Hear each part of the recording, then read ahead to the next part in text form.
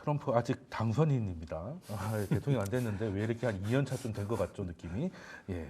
자, 일주일 정도 남았는데 증시도 한 11월부터는 뭐 허니문 랠리 잘 나오다가 최근 들어서는 미장도 뭐 미국 국채 금리 한 4.5 넘어간 이후부터는 확실히 힘이 좀 빠져 있습니다. 그럼 이거 그냥 금리 부담일까요? 아니면은 허니문 랠리는 이제 끝나고 이제 본격적인 개선이 들어가는 시기다 이렇게 봐야 될까요? 어떻게 보십니까, 대표님? 일단은 뭐 허니문이 좀 짧았어요.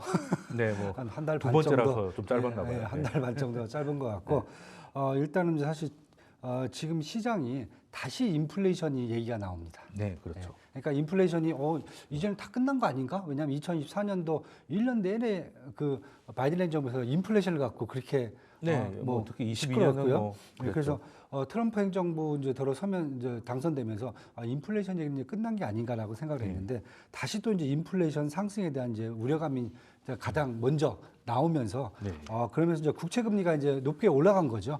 이 부분이 시장을 이제 압박했다 이렇게 보시면 될 것 같고요. 그러면서 저 국채 수익률 상승 원인에 대해서 사실 지금 되게 뭐 말이 많습니다. 왜냐하면 가장 먼저 큰 것은 트럼플레이션에 대한 우려감. 왜냐하면 보편 관세가 뭐 수입 물가를 올릴 수 있다. 그다음에 재정 적자 확대로 이제 국채 발행이 증가할 수 있다. 그리고 요즘은 이제 그린란드라든지 뭐 파나마 운하에서도 지정학적 리스크가 높아지고 있잖아요. 그러다 보니까 유가라든지 원자재 금가격이 상승할 수 있으니까 당연히 이런 부분들이 국채 금리를 이제 밀어 올린다. 이렇게 지금 얘기를 하는 게 이제 하나고요.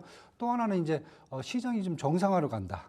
이게 무슨 얘기냐면은 이번에 작년이죠. 작년 12월 달에 12월 16일 날 연준이 기준금리를 이제 내렸어요. 내리면서 모든 분들이 이제 그러면 뭐 대부분 다 이제 국채 금리가 떨어질 거야 이렇게 생각했는데 보면 단기 금리는 떨어졌어요. 장기 금리가 올라갔습니다. 그렇죠. 이 사건을 이제 다들 얘기하시는데 그건 뭐 시장이 비정상화된 거냐? 근데 저는 그동안 장단기 금리가 사실 역전돼 있었거든요. 그게 해소가 됐다. 그렇죠. 왜냐하면 시장 자체가 이제 뭐 경제적으로 보면 안정적으로 사실 성장을 하고 있잖아요. 그러다 보니까 계속 경기 침체 우려 때문에 장기 금리하고 단기 금리가 이렇게 완전 역전이 돼 있었는데 이 부분이 해소됐다. 지금 이제 금리 상황을 보시면은 4.5%가 기준금리잖아요. 2년물 뭐 3년물들은 한 4.2% 정도가 있고요. 5년물이 4.5% 정도에 와 있습니다. 10년물은 지금 4.8%, 20년물은 지금 5%에 와 있거든요. 뭐 그러다 보니까 장단기 금리가 반대로 이제 정상화돼 버린 거죠. 이렇게 돼서 저는 하나를 본다면 또 그렇다 보면 국채 금리가 어떻게 보면 시장 자체가 또 정상화되는 시장이다. 그런데 문제는 정상화됐는데 앞으로 기준금리가 또 언제 내려갈지가 모르니까 국채 금리가 더 올라가 버리는 거죠. 그럼 여기서 더 올라갈 거라고 보시는 거예요? 저는 지금이 이제 이 스프레드 상황을 본다면은 기준금리를 갖고 뭐 각각 이제 장기물, 단기물 이렇게 수익률을 본다면은 거의 제가 봤을 때는 정배열에 와 있다. 그렇다고 보면 30bp, 20bp 딱 이런 식으로 정확하게 배열 상태에 와 있는 정배열. 저는 이게 보면은 요 정도에선 당분간 머물지 않겠느냐. 만약에 지금 시장에서 얘기하듯이 5% 10년물이 5%를 간다. 막 이런 얘기가 있는데 저는 그게 나오려면은 아마 한 3월 달에 이제 FOMC도 회의가 있잖아요. 이때 이제 연준에서 점도표라든지 아니면 이제 2025년도 연말까지 경제 성장이라든지 인플레이션 지표에 대한 전망치가 바뀌면서 아마 시장이 좀 충격이 와야 되지 않겠느냐. 그 정도는 돼야 이제 금리가 반대로 내려간다든가 횡보한다든가 이게 아니고 금리가 이제 이 기준금리를 올릴 수 있다는 가능성이 높아진다면은 반대로 그때는 이제 5%까지 10년물이 올라가지 않을까. 그래서 저는 지금 당장은 아닐 수 있다. 지금은 정배열 시장 정상화돼 있다. 하지만 만약에 충격은 아마 3월 달에 연준이 아마 이 트럼프 행정부의 정책적 효과를 보면서 다시 한번 판단할 수 있는 그때가 되지 않겠나 이렇게 지금 보고 있습니다. 10년물 5%라고 하니까 약간 좀 피곤해지는 느낌이 살짝 들긴 하는데요. 그러면은 우리 유신익 박사님께서는 여기 딜파이트에서 나오셔가지고 달러나 금리가 좀 빠질 거라고 재차 말씀을 주셨던 걸로 기억을 하는데 지금도 이제 그 뷰에서는 이제 변함이 없으신 거죠? 네, 변함이 없습니다. 그건 지금 우리가 이제 일각에서 이제 금리 인상 얘기까지 나오는데 우리가 이제 저도 이제 죄송합니다. 우리가 이제 전망을 할 때는 까마귀 날자 배 떨어진다라고 표현을 하잖아요. 그러니까 금리도 올라갈 수 있고 시장 금리도 실제로 오르고 있고 그런데 트럼프까지 오는데 트럼프의 키워드는 관세로 인한 인플레래라고 네. 하면은 우리가 굉장히 나이브하게, 그러니까 굉장히 뭐라고 표현하냐면은 굉장히 그냥 대략적으로 네, 그냥 러플리 네. 대충 그러면은 헤드라인만 보고 금리도 네. 더 오를 수 있고 이제 연준은 금리를 내리는 게 아니라 올리는 쪽으로 네. 전환이 될 수 있겠네.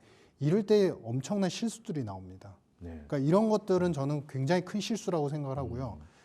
미국은 금리를 뭘로 움직이죠? 미국 물가로 움직입니다. 네, 물가는 미국의 CPI는 지금 2.7, 2.8을 기록을 하고 있습니다. 네. 그런데 2.7, 2.8을 기록할 때 CPI 구성 비중을 보셔야 되는 게 네. 거의 20% 이상의 가장 높은 비중이 주택 렌트비예요. 그렇죠. 주택 렌트비가 월세. 지금 네.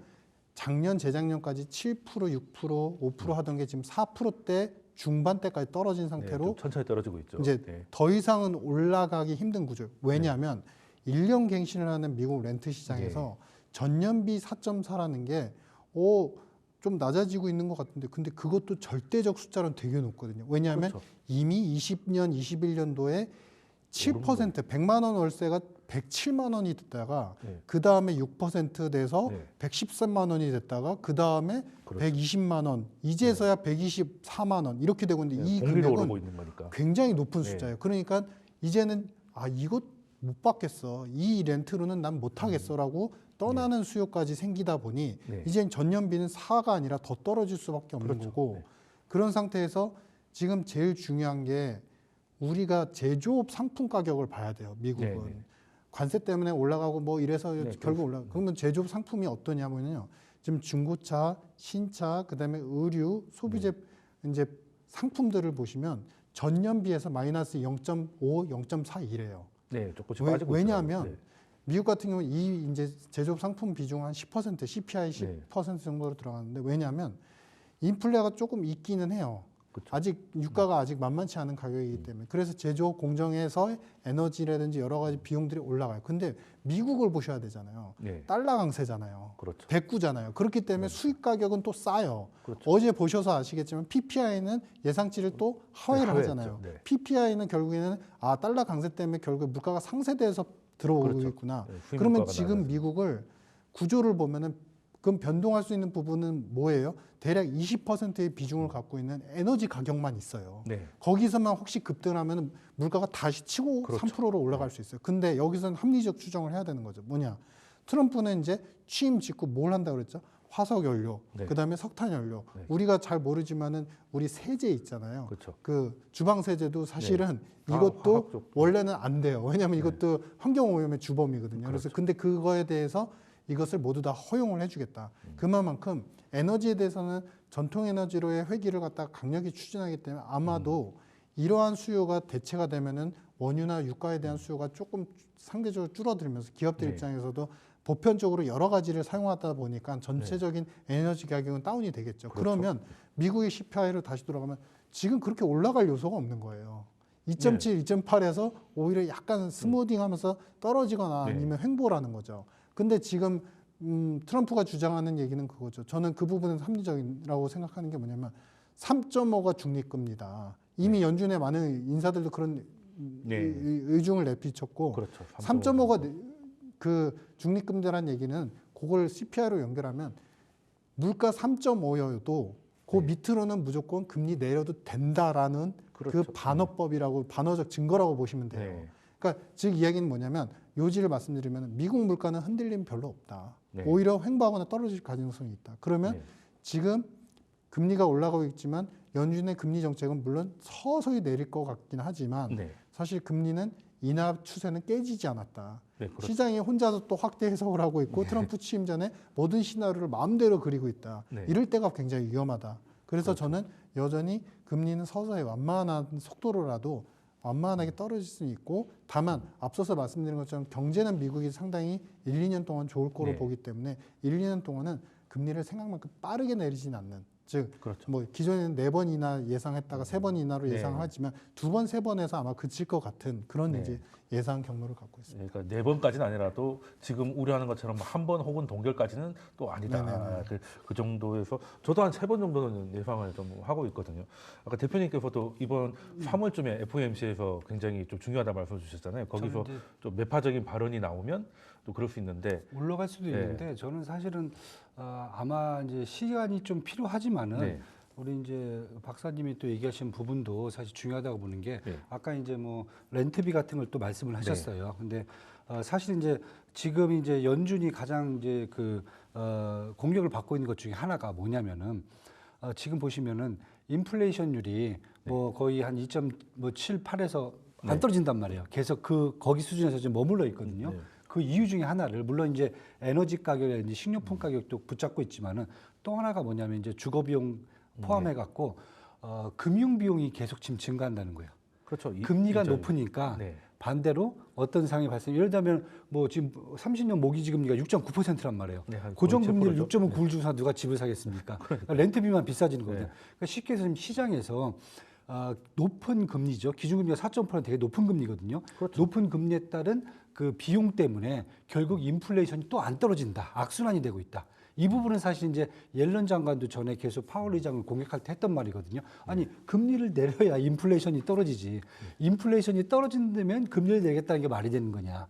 계속 그 부분이거든요. 그래서 저는 지금 이제 물론 시장에서 보는 것은 계속 지금 인플레이션만 지금 네. 눈에 보고 있는데 아마 이제 우리 박사님 말씀대로 저도 사실 이제 계속 시장에서 보고 있는 것은 일단 시장은 그냥 인플레이션만 보고 있어요. 하지만은 제가 3월 달까지 말씀드려서 연준이 만약에 전망을 바꿀 수 있는 여지가 있다라고 그러면은 네. 저는 지금 말씀드린 이 높은 그 기준금리에 의한 비용들 이런 것들을 연준이 이제 느낀다 했을 경우에는 저는 그 뭐 시장의 반대가 아니죠. 인플레이션이 계속 그 상태만 있다 그러면은 저는 기준금리 인하 재개되는 속도가 되게 빨라질 수 있다. 네. 저는 좀 그렇게까지 보고 있습니다. 그러니까 사실 연초에 물가가 또 그냥 약간의 반등이 아니라 추세적 반등만 나오지 않는다면은 이제 연준도 인하를 갈 수 있겠다는 말씀을 주신 것 같고 그 박사님께서는 그럴 가능성이 좀 높다는 말씀이신 것 같은데 그렇다면은 지금 사실 10년물 금리 지금 20, 30년물은 5%딱 찍었습니다. 오늘 새벽에 딱 5% 찍었는데 그럼 10년물은 뭐 6%까지 예상하시는 분도 계신데 뭐 이건 전망이고 5%는 이제 코앞에까지 왔습니다. 한번 보고 할 것 같습니까? 어떻게 5% 정도를 넘어갈 거라고 보시나요, 박사님? 5%를 넘어갈 네. 거다. 이거는 지금 한 번만 봐주십시오. 요거 찍는 거죠, 그냥. 네, 그냥 네, 찍먹하는, 그냥 찍는 거죠. 예, 왜냐하면 지금 캡처용. 예. 왜냐하면 아까 되게 재밌는 말씀인데 되게 중요한 부분이 있어서 제가 강조를 다시 한번 해석을 해드리겠는데 그 얘기했잖아요. 네. 인플레가 높아서 금리를 안 내리는 게 아니고 네. 당신들이 금리를 안 내리니까 네.